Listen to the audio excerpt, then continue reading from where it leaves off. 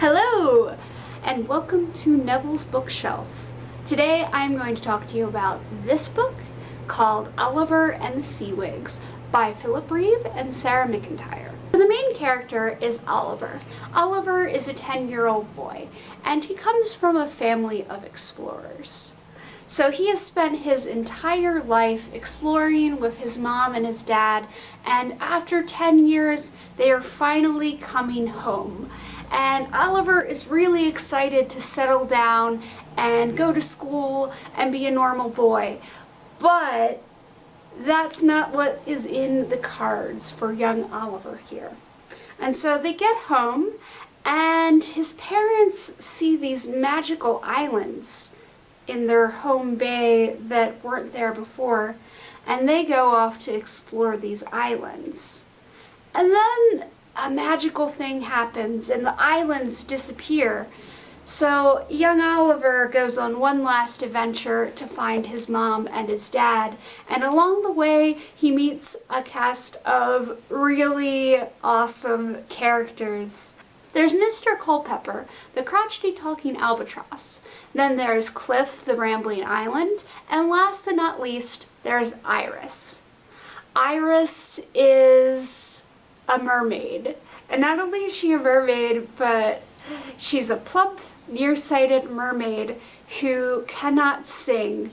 In fact, she once tried to be a siren like her friends, but her eyesight was so bad that when she tried to call a sailor, she accidentally called a walrus instead.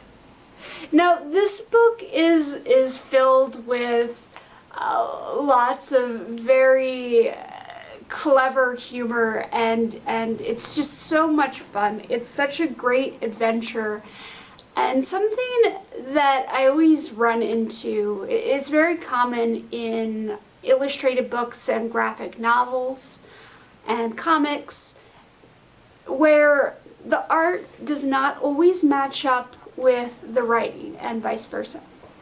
But in this book, both the writing and the art is just on point. So Sarah McIntyre is the illustrator, and let me show you some of her illustrations. Right here is Iris, the plump mermaid, who is easily my favorite character. Here's some of the other mer people.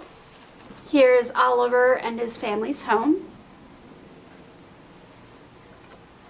As you can see, it's just, the style of art is just wonderful, and it's very whimsical and fun, and it really adds to the story. Another thing that I find with middle grade fiction is that they dumb it down a little bit sometimes, but that is not the case here.